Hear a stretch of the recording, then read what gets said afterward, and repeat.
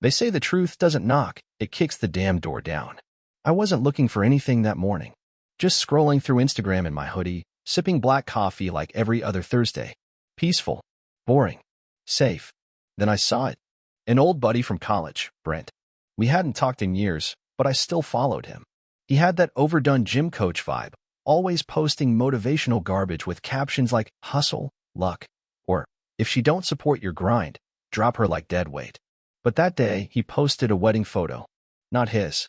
It was an artsy shot, sunset background, hotel balcony, string lights above, a perfect bridal veil caught mid-sway like something out of a Nicholas Sparks fever dream.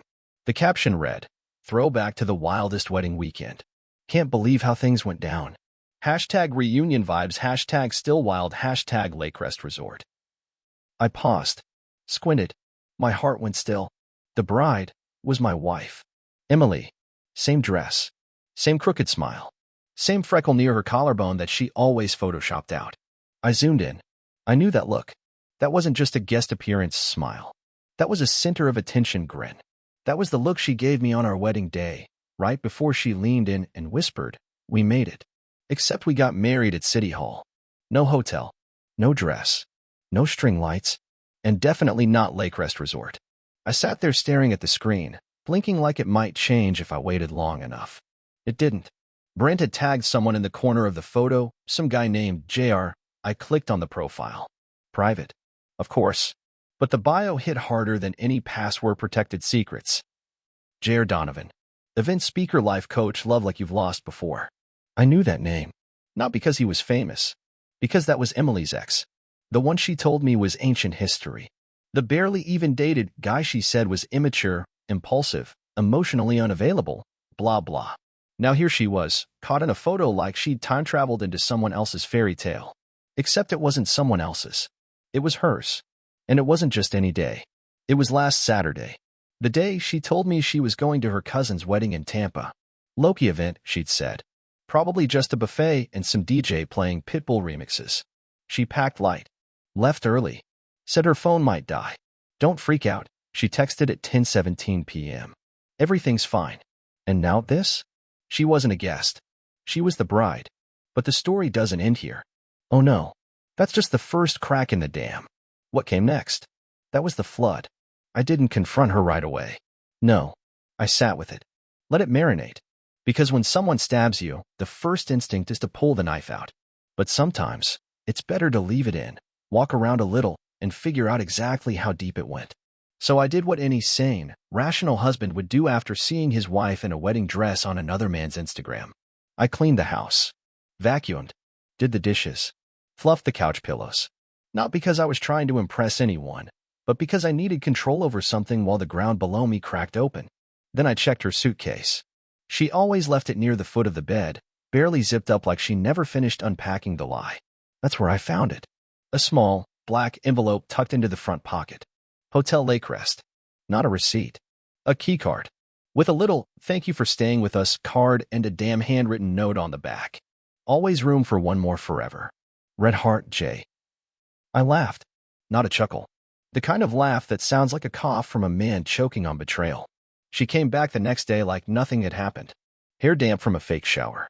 A soft kiss on my cheek that felt more like a pat on the back at a funeral. How was it? I asked, folding my arms like I wasn't holding back a tidal wave. She smiled. Tiring. Family's nuts. The usual. I nodded. No point in asking if the food was good. She probably didn't eat. Brides don't eat at their own weddings. That night, while she was brushing her teeth, I stared at the mirror behind her. At her reflection. At mine. The room felt crowded. Like there was a third person standing in between us. And maybe there was. A man named JR. A ring I never saw. And a wedding I wasn't invited to. It was a Tuesday. The kind of day so average it could have passed for a background extra in a sitcom. Emily was out running errands, which now sounded suspiciously like code for doing Pilates on some other guy's honeymoon mattress. I wasn't snooping. Not at first. But when someone hands you a half-drawn map, you either throw it away or follow it into the dark. I chose the dark. I started in her closet. Nothing unusual at first. Same 5 blazers. Same smell of lavender and audacity. Then I noticed her jewelry box was gone. Just gone. She never traveled without that little velvet trap of necklaces and rings. But it wasn't until I opened the drawer in her nightstand that the world dropped out from under me. A photo. Framed. But not our photo. It was her. In that same white dress. Standing in a hotel hallway. Wrapped in the arms of J.R. Donovan. I pulled the photo out of the frame. On the back, in her handwriting. One day wasn't enough. 5.13 red heart. 5.13. Last Saturday. This Saturday. I felt my pulse throb in my ears. My hands started shaking, but not with rage. With focus. Because you can love someone and still need to know exactly how far they took the knife. So I did what any heartbroken man with a strong Wi-Fi signal would do. I logged into her iCloud. Same password she used for everything Sunflower89. Cute. She told me once it was the flower from her grandma's garden. Guess now it just reminds me of funerals. And there they were. Photos. Dozens of them. Hotel lobby selfies. Candids in front of a lake. Videos from the reception. Laughing. Dancing. Her in his lap while some friend in a suit yelled to the bride and groom. Off camera. I sat through all of it like a man watching his own obituary scroll past on a slideshow. But it wasn't until I clicked on one video accidentally that I heard something that changed everything. JR's voice. Clear as day. You think your husband will ever find out? And Emily, my Emily, just laughed. Let him. What's he gonna do? Cry over a wedding he never knew about? They clinked champagne glasses like they'd just signed a treaty. That was it. That was the moment the grief got tired and made room for something colder. Not rage. Not revenge. Just resolve. After I watched the video, I didn't cry. No screaming. No bottle smashing. No dramatic self-talk in the mirror. Just silence. I stared at the laptop like it owed me money. That clip of her, laughing in someone else's arms, in someone else's last name, looped again and again until the screensaver kicked in like it was trying to protect me. Too late. You know how people say heartbreak feels like drowning? Nah. Drowning is loud. This was quieter. More like sinking into ice water while the rest of the world keeps sunbathing. I closed the laptop. My hands were steady. Too steady. Like something inside had disconnected the alarms and flipped on the generator. That was the moment I knew. I wasn't going to confront her. I was going to outplay her. First thing I did? Went down to the basement and pulled out the old blue box. The one with all our important documents I hadn't touched in years. Passports. Old leases. Marriage certificate. The irony. I dug until I found the prenuptial agreement, something her lawyer had insisted on, believe it or not. Back then, she said it was just in case. Now it was my blueprint. Clause 14. Infidelity clause. Mutual. Ironclad. Any evidence of adultery from either party voided all rights to spousal support and property shares unless challenged within 60 days of evidence being discovered. Well, Emily. I had evidence. Timestamped, high def, and blessed by the cloud. Next, I started a new folder on my desktop, the Goodbye Project. Inside it, I dropped screenshots from JR's Instagram post. Her handwritten, "One day wasn't enough" note. The hotel keycard photo. The full video from iCloud. A few receipts she left in the trash from a jewelry store downtown, purchased the day before she left for the wedding. She didn't even try to hide it. The arrogance was biblical. Then I did something I should have done months ago. I opened her laptop. She never changed the password. Again, arrogance. Or laziness. Either way, thank you for that, Emily. Within minutes, I found a hidden folder buried inside her Dropbox. Labeled, Event Planning. Cute. Inside? Receipts. Invoices. Hotel reservations. A PDF labeled Elopement Itinerary. Lake Rest. But the cherry on top? An email from JR, dated a week before the wedding. Don't worry about Logan. He's too soft to notice. And even if he does, he won't do anything. He's the quiet type. Soft. Quiet. She had no idea. Over the next 48 hours, I did what any seasoned project manager would do. I got organized. I called a lawyer, my lawyer, not the one she recommended when we bought the house. I moved half our shared savings into a separate account, nothing illegal, just protecting my half. I called in a favor from my old college roommate Ben, tech wizard, privacy freak, and the only guy I know who still builds computers for fun. I gave him everything. The photos. The videos. The timeline. This is airtight, he said after reviewing the folder. I nodded. I want it delivered anonymously. To JR's PR firm. To his agent. To his pastor if he is one. Ben smiled. You want the man's name to ring in shame. Exactly. We high-fived like this was just another group project.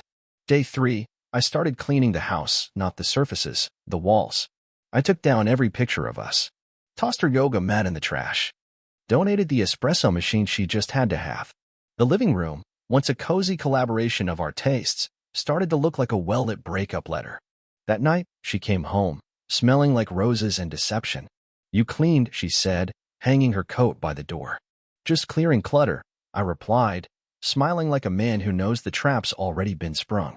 She walked to the fridge, pulled out wine, and poured a glass like we were still something. I was thinking, she said, spinning her ring on her finger, we should go away next month. Clear the air. Maybe a cabin. I blinked slowly. A cabin? After you married your ex behind my back? Sure. Let me grab my hiking boots and dignity. Instead, I smiled. Sounds nice. Then she kissed me goodnight. Like nothing had changed. I waited one more day. Then I pressed send. Email 1. My lawyer. Subject. Evidence. File complete. Email 2. JR's firm. Subject. Your client's personal ethics in HD. Email 3. Her parents. Subject. Thought you should know. Each email had a single attachment, the folder. Condensed, named Transparency, with a short, polite message. I thought you deserved the full picture. As I closed the laptop, I sat back in my chair and exhaled for the first time in days. No rage. No gloating. Just that calm you feel after finishing a hard workout, bone-tired, but clear. See, she thought I'd scream. Thought I'd beg. Maybe even offer forgiveness like it came with a punch card. But I didn't. I documented. I prepared. And now, I waited. Because every choice has consequences. Hers just hadn't knocked yet. The morning everything cracked open didn't come with thunder or some dramatic glass-shattering moment. No, it started with birds chirping, the smell of coffee, and Emily humming in the kitchen like she hadn't just turned our marriage into a secret sideshow. She wore one of my shirts, her favorite, the one she always called cozy. That word used to mean something. Now it felt like camouflage. Eggs, she asked brightly, flipping a spatula like a scene from a domestic fairy tale. I leaned against the doorframe and nodded. Sure. She smiled. You're in a good mood. I slept well. Lie. I hadn't slept at all. I'd been up on the couch, waiting. Not for her. For the first ping.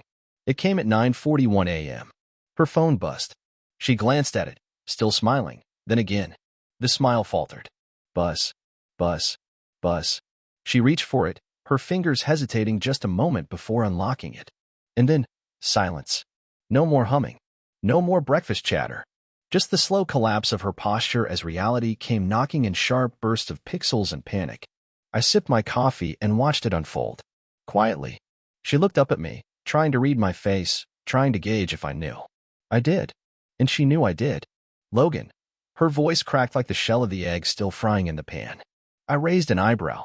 She took a shaky step forward, phone clutched like a detonator. Did you see something online? I set my mug down. Online? No. But I did see a wedding photo. Saturday. Lakecrest Hotel. You looked beautiful. Her knees buckled slightly, but she caught herself on the edge of the counter.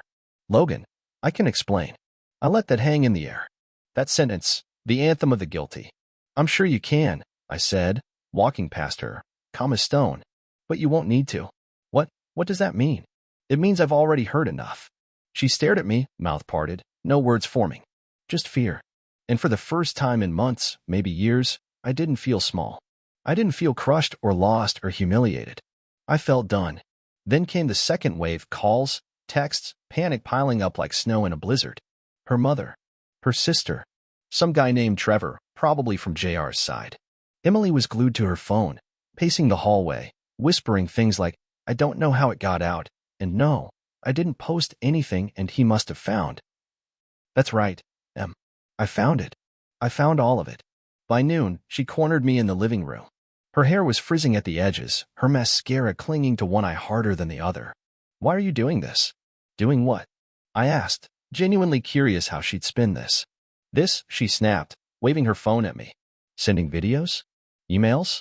Do you know how this makes me look? Oh. I'm sorry, I said. Are you embarrassed? She opened her mouth, but I kept going. You didn't seem too worried about that when you were slow dancing at your secret wedding. It wasn't as she stopped. Tried to rewind. It didn't mean anything. That's a hell of a thing to say about a wedding, Emily. She sat on the edge of the couch, burying her face in her hands. You don't get it. I get it just fine, I said. You found something shiny. You chased it. You thought I'd never find out. She lifted her face. I didn't want to hurt you.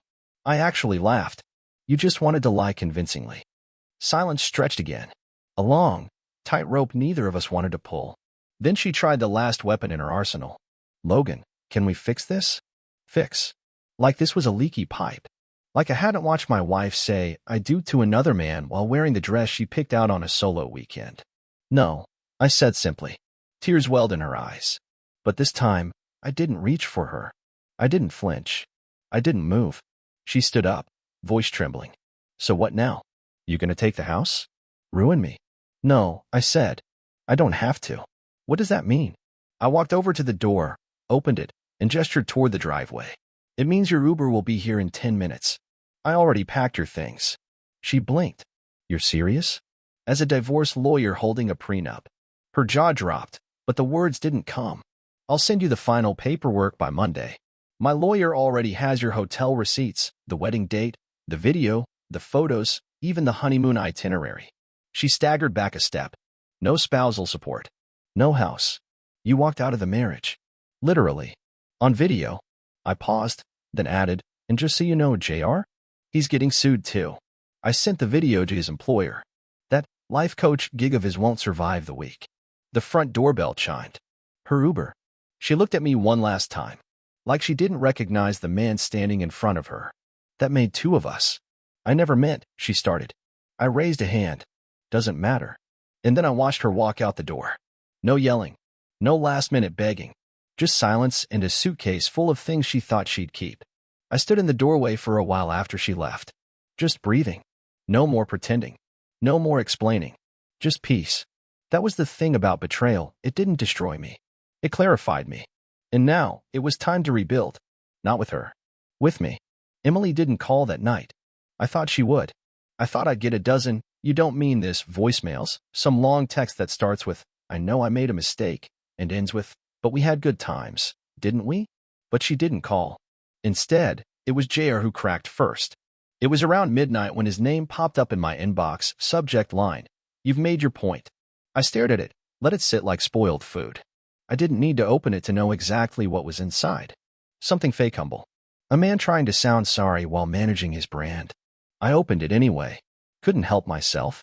Logan. I understand your anger. I didn't mean for any of this to happen the way it did. I care about Emily. I do. But I never wanted to hurt you. What you did, sending that video to my agency, has consequences. I've lost 2 speaking gigs already, and I might lose my podcast sponsor. I'm asking you, man to man, to consider what's fair. Let's be civil. Let's move forward. JR. Civil. Man to man. It was almost funny how quickly alpha males turn into diplomats when the cameras go dark and the fallout lands at their feet. I didn't respond. Not because I didn't have something to say. I just knew the silence would hurt more. Because guys like him, they thrive on attention, even if it's angry. I wasn't going to give him the pleasure. Let him stew. The next morning, my lawyer called. We got a reply, she said.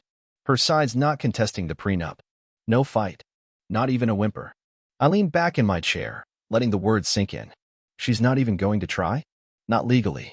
But she did leave a message with our receptionist. Asked if you'd be open to mediation. Tell her I'll mediate with her divorce attorney. That's it. There was a pause on the line. You sure? Yes.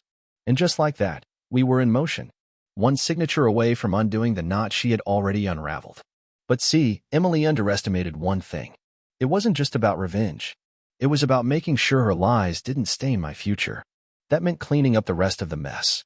So I reached out to a few friends. Quietly. Subtly. Brent, the guy who posted the wedding photo, responded to my DM with, Bro, I had no idea that was her.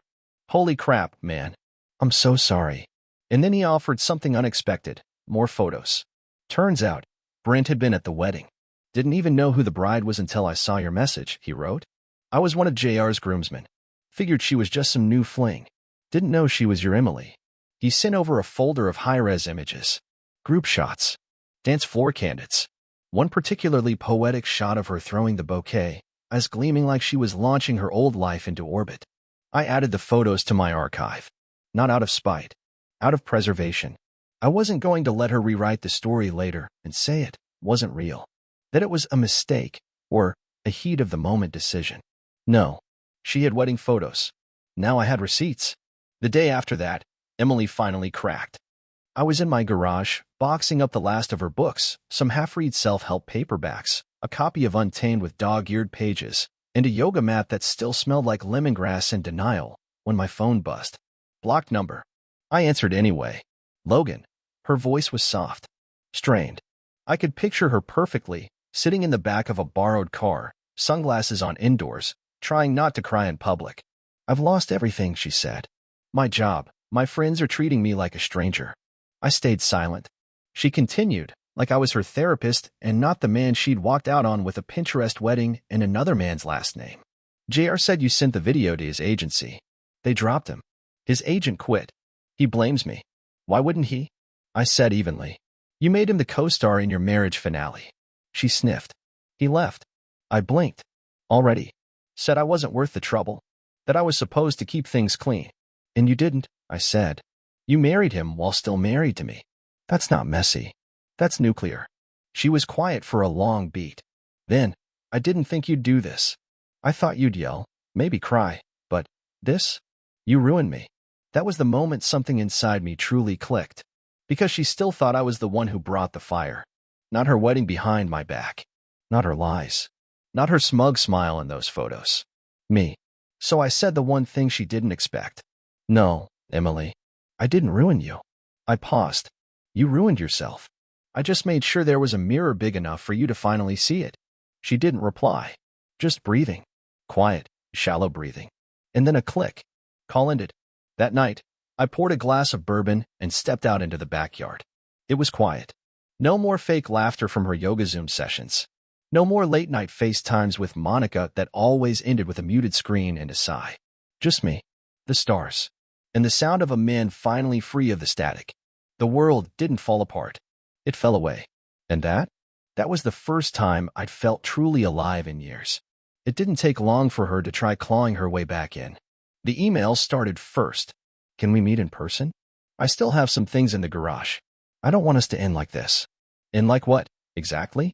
Like a liar getting caught? Like a husband finally deciding not to be a doormat with a mortgage? No, Emily. We were already done. I was just giving you the courtesy of knowing it. The last message she sent finally dropped the mask. I made a mistake. JR used me. I was confused. I felt distant from you, and I didn't know how to communicate it. Can we please just talk? No lawyers? I read it twice, then deleted it. Her version of honesty always came after the consequences, never before the decision. That's not remorse. That's regret with a PR spin. I left her on read. For good. You know how they say grief comes in stages? Denial, anger, bargaining, depression, acceptance? I skipped a few. I had to burn the love letters night. Tore up our wedding album page by page and dropped it into the fireplace like it was kindling for my next chapter. Watched her handwriting curl into ash. It felt good. Not petty, clean. Then I went through the old photos on my phone. The selfies, the beach trips, the blurry dinners where she smiled with half-interest. I didn't cry. I just noticed how often she wasn't really looking at me. She'd been disappearing long before she physically left. And somehow, that realization was comforting. Because it meant the thing I was grieving didn't actually exist anymore. We were done long before she slipped that new ring on her finger. I just didn't know it. I wrote one final thing. A letter. Not to send. Not for drama. Just to write it out, old school, with ink and clarity. Emily, you didn't break me. You woke me up. You reminded me that love, without loyalty, is performance art. That comfort, without respect, is just delayed loneliness. That promises are worthless in the hands of a coward. I don't hate you. I don't wish you pain. I wish you understanding. Because someday, maybe not soon, you'll feel the sting of being lied to. You'll stand in a room full of people and realize one of them sees you as disposable. And in that moment, I hope you remember what it felt like to wear 2 rings on the same hand and call it love. Logan. I sealed it in an envelope and tossed it in the river by my house. Let the water carry the last word for me. You wanted a violent ending. But I'll tell you something, man to man, Violence is loud. It makes a mess. It gets cops involved. It gives them the chance to flip the story, to call you unstable, angry, dangerous. But quiet revenge? Quiet revenge is lethal in a suit and tie. Quiet revenge is letting her explain to everyone why her second wedding got annulled and her happily ever after evaporated by brunch. Quiet revenge is rebuilding your life so well she becomes a cautionary tale. And that's exactly what I did. I bought a new house. Smaller. Calmer. Just mine. I started hiking again. Lost 15 pounds. Found peace on trails she never cared to walk. I reconnected with people I'd pushed away when I was busy trying to make it work. Turns out, some people stick around when you stop pretending everything's okay. I didn't post a single selfie. Didn't throw subliminal quotes on social media. Didn't run to tell my side louder than hers. Because the best revenge is becoming so whole, she wouldn't even recognize where to start cracking you again. So that's it. She cheated, lied, married another man in a hotel I helped pay for, and expected to come home to the same life, same couch, same fool. But I wasn't that man anymore. I didn't scream. I didn't beg. I let her fall. And when she looked up, I was already gone, walking forward, unbothered, unforgiven, unbreakable.